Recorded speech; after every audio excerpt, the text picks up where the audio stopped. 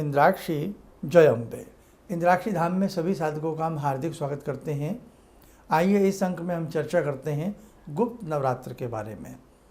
हमारे 4 विशेष नवरात्र होते हैं, जिसमें कि चैत्रीय नवरात्र, वासंतिक नवरात्र कहलाते हैं, और आश्विन मास के जो नवरात्र आते हैं वो हमारे शारदीय नवरात्र कहलाते हैं।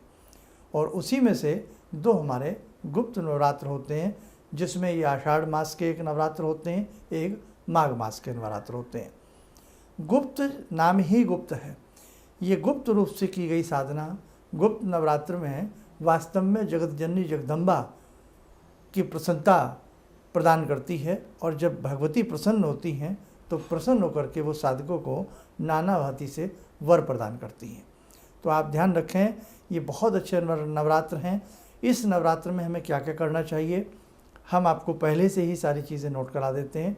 आप पहले आज का पंचांग देखें। 11 जुलाई सन 2026 दिन शनिवार, संवत 2083, आषाढ़ मास, कृष्ण पक्ष, तिथि आज द्वादशी है, नक्षत्र कृतिका, राहु काल 9 से 10:30 बजे, दिशा शूल पूर्व दिशा। अब आप सबसे पहले तो ये नोट कर लें कि नवरात्र किस तारीख से प्रारंभ हो रहे हैं। गुप्त नवरात्र 15 जुलाई से लेकर के 22 जुलाई तक, 9वीं तिथि तक ये नवरात्र रहेंगे। जैसे कि आपको मालूम है कि एक वर्ष में 4 नवरात्र आते हैं, जिसमें कि 2 नवरात्र गुप्त होते हैं और एक हमारे चैत्रीय नवरात्र होते हैं, एक हमारे शारदीय नवरात्र होते हैं। तो जिस प्रकार से आप चैत्रीय नवरात्र या शारदीय नवरात्र में पाठ करते हैं, घट की स्थापना करते हैं, सेम उसी प्रोसीजर से भी आप करना चाहें तो कर सकते हैं।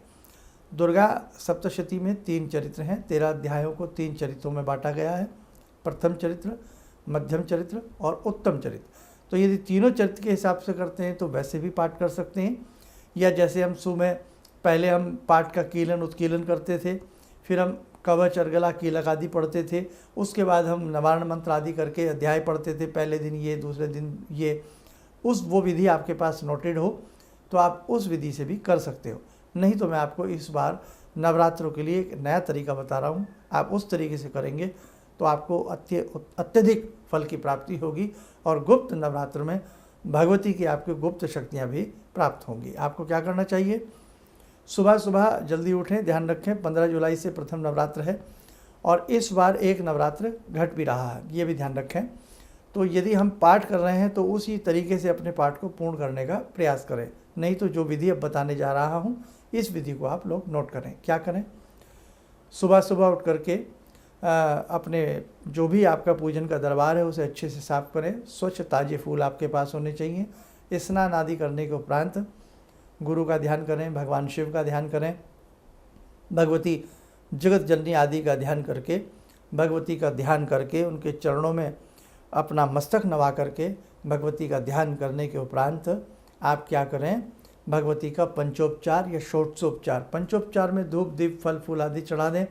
षोडशोपचार में आपको मालूम ही है, फल फूल धूप दीप नैवेद्य वस्त्र आदि अर्पण करके भगवती को प्रणाम कर लें। नहीं तो जो भी आपसे बन पड़े, धूप दीप फल फूल भगवती को चढ़ा करके उनको प्रणाम कर लें। घट की स्थापना आप करना चाहें तो कर सकते हैं, नहीं तो आप प्रतिदिन 1 लोटा जल का भर के रख लें, और बाद में वो लोटा जब पूजन पूर्ण हो जाए, आरती हो जाए, वो लोटा जल वाला सूर्य भगवान को अर्पण कर दें। ये भी आपके लिए अच्छा रहेगा। अब आपको क्या करना है, भगवती के 1008 नाम, जब आपने भगवती का ध्यान कर लिया, भगवती का पूजन कर लिया, उसके उपरांत भगवती के 1008 नामों का पाठ करो। नामों के पाठ में फूल चावल भगवती के जगदम्बा के श्री चरणों में अर्पण करते चलो। अत्यधिक आपको प्रसन्नता भी होगी और भगवती भी इससे प्रसन्न होंगी। उसी के साथ साथ आपने क्या करना है, अब जैसे 1008 नाम आपने पढ़ लिए फूल चावल आदि चढ़ा करके, अब आपने नवारण मंत्र की 9 माला करनी है। नवारण मंत्र में आपसे अंगन्यास हृदयान्यास होता है, आता है तो कर लें, नहीं तो भगवती का ध्यान करके नवारण मंत्र की आप 9 माला करें। मंत्र जब प्रारंभ करते हैं तो प्रारंभ में ही ओम लगता है, ओम ऐं ह्रीं या ओम ऐं ह्रीं। चाहे आप गयकार के साथ पढ़ें, मैकार के साथ पढ़ें, दोनों ही आपके स्वर शुद्ध हैं। अब आपको क्या करना है, शुरू में ओम लगा लें, और जब माला का अंतिम मन का आता है तब ओम लगाएं हर माला पर। 9 माला हो गई। उसके बाद आपने देवी अथर्व शीर्षम पढ़ें, उसके बाद आप सिद्धकुंजी का स्तोत्र पढ़ें। यदि आपका मन सिद्धकुंजिका स्तोत्र का पहले है तो पहले आप नवारण मंत्र की 9 माला कर लें, फिर सिद्धकुंजिका पढ़ लें, फिर आप देवी अथर्वशीर्षम पढ़ लें। ये तो आपके हाथ में, जैसे मर्जी आपका रूटीन है, आप उसे वैसे बना करके रखें। उसके उपरांत क्षमा प्रार्थना आदि भगवती से मान करके कि हमसे आज के पाठ में हे भगवती, हे जगज्जननी, जो भी भूल चूक हो गई हो हमें क्षमा करना, फिर आप अपनी आरती कर लें। दिन में चलते फिरते उठते बैठते आप नवारण मंत्र को मन ही मन जपते रहें। ऐं ह्रीं क्लीं चामुंडाई विच्चे, ऐं ह्रीं क्लीं चामुंडाई विच्चे। अब संध्या के समय आपको क्या करना है, शाम के समय आप दुर्गा दुर्गा नवारण मंत्र की पहले 3 माला कर लें या 9 माला कर लें, और दुर्गा दुर्गा नाम की 3 माला करें। दुर्गा दुर्गा 1, दुर्गा दुर्गा 2, दुर्गा दुर्गा 3। जैसे दुर्गा नाम की जो माला होती है, जैसे राम राम 1, राम राम 2 करते हैं, वैसे ही दुर्गा नाम की 3 मालाएं संध्या के समय करने के उपरांत आरती आदि हम कर लें। एक बात और ध्यान रखें, जो प्रोसीजर हमने सुबह के समय बताया है, आपसे सुबह ना निभ सके, बहुत लोगों की जॉब होती है और अन्य बहुत सी बातें होती हैं, तो यही सेम प्रोसीजर आप संध्या के समय कर सकते हैं।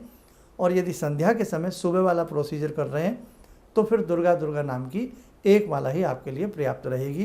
कब करनी है दुर्गा दुर्गा नाम की 1 माला? सबसे पहले 1008 नाम, उसके बाद आपने नवारण मंत्र और की 3 माला या 9 माला, और फिर आपने दुर्गा दुर्गा नाम की 1 माला इस नवरात्र करें। दिन में चलते फिरते उठते बैठते सोते जागते दुर्गा दुर्गा दुर्गा दुर्गा दुर्गा और नवारण मंत्र ऐं ह्रीं क्लीं चामुंडाई विच्चे।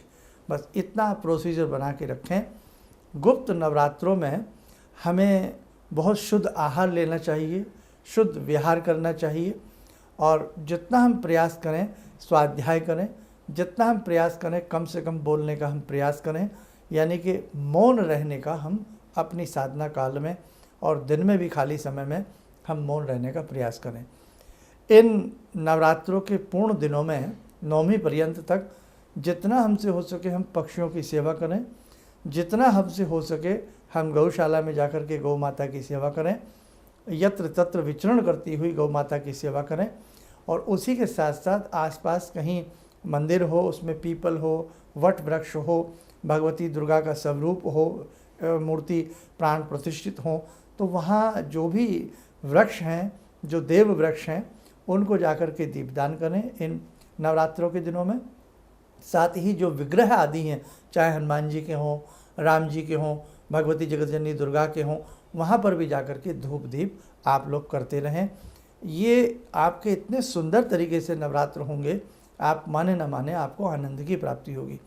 रात्रि में जब सोमें, शुद्ध बिछावन पर सोमें और दुर्गा दुर्गा का नाम जपते हुए आप नींद लेने का प्रयास करें।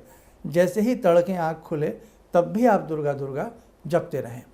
और बाकी साधकों, भाव आपका है, जितने भाव से जो साधक भगवती को भजता है उतने ही भाव से वो साधक से प्रसन्न होती हैं। और उसी के साथ साथ एक बात और ध्यान रखना कि जैसे कि बहुत लोग बाग ऐसे होते हैं, सफ़र में होते हैं कि किसी कारणवश उनको सफ़र करना होता है, तो सफ़र में केवल मानसिक रूप से आप दुर्गा दुर्गा दुर्गा दुर्गा का नाम जपते रहिए। और बहुत साधक व्रत नहीं रख पाते हैं तो कोई बात नहीं है, आप साधना पर बल दें, जितना आपसे साधना हो सके उतना आप साधना करने का प्रयास करें। तो ये बातें तो थी इस गुप्त नवरात्र के बारे में। और इसी के साथ साथ जैसे कि हमने बताया 15 जुलाई को गुप्त नवरात्र का प्रथम दिवस है, उसमें भी हम आपको बहुत कुछ बताने का प्रयास करेंगे। और उसी के साथ साथ एक चीज़ यहाँ संदेश आपको और दे दें कि आगामी समय में अनेकों प्रकार के हमारे 30 त्यौहार प्रारंभ हो जाएंगे।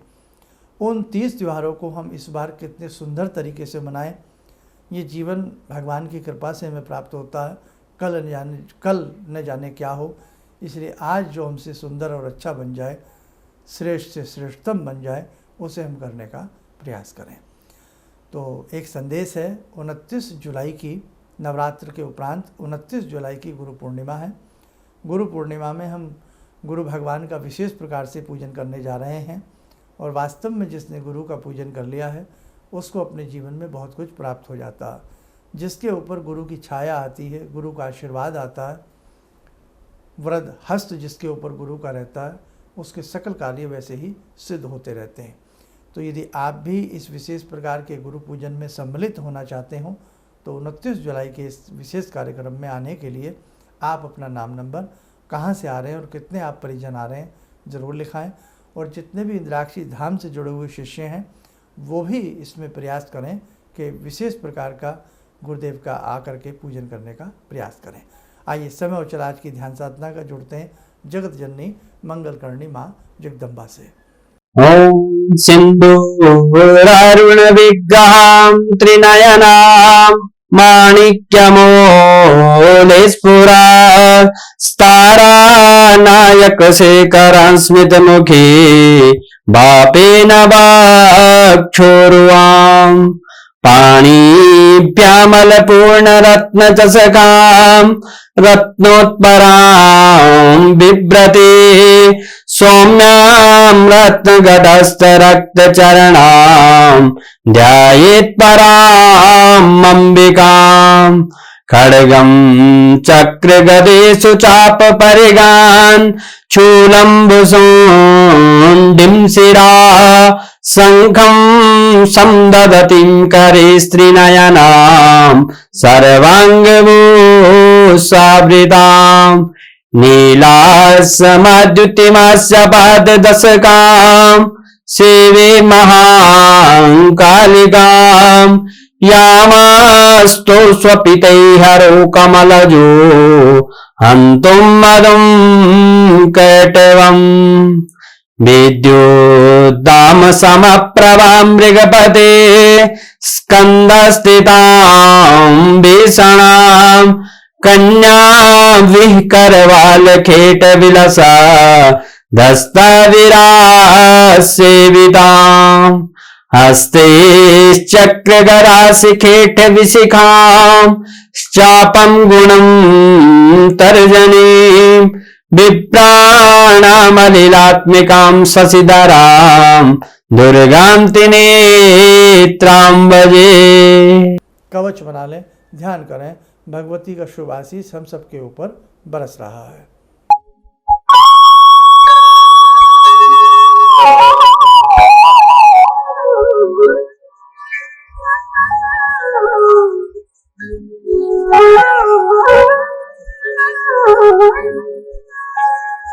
ओम बोलते हुए नेत्र खोलें, सामान्य हो जाए। और हाँ, एक संदेश और, हमने आपसे कहा था कि कुछ विशेष रुद्राक्षों को सिद्ध किया जाएगा। सिद्ध करने के उपरांत वो विशेष रुद्राक्ष आपको दिए जाएंगे। तो भगवान शिव से संबंधित विशेष पूजन का अभी तक जो मंतव्य हुआ है वो 6 सितंबर का है। और बाकी डिटेलिंग के साथ इसकी पूरी जानकारी, किस प्रकार का आयोजन रहेगा, किस प्रकार से आपको रुद्राक्ष का प्रसाद रूप वितरण किया जाएगा, उसकी जानकारी आगामी अंक में आपको शीघ्र प्राप्त हो जाएगी। चलिएगा, आप सब लोग स्वस्थ रहें, सुखी रहें। इन्हीं शुभकामनाओं के साथ हम अपनी वाणी को विराम करते हैं। जय जय अम्बे। किसी भी समस्या के समाधान के लिए मिले प्रसिद्ध हस्तरेखा एवं वास्तु विशेषज्ञ प्रोफेसर धर्मेंद्र शर्मा जी से। नोट: शिविर में भाग लेने हेतु एवं व्यक्तिगत रूप से मिलने के लिए कॉल करने का समय सुबह 10 बजे से शाम 6 बजे तक। हमारे विभिन्न ज्ञानवर्धक कार्यक्रम देखने के लिए आप हमें अभी सब्सक्राइब करें, बेल आइकन को प्रेस करें ताकि आप देख सकें हमारा कार्यक्रम सबसे पहले। और अधिक जानकारी के लिए फेसबुक पेज को लाइक करना न भूलें।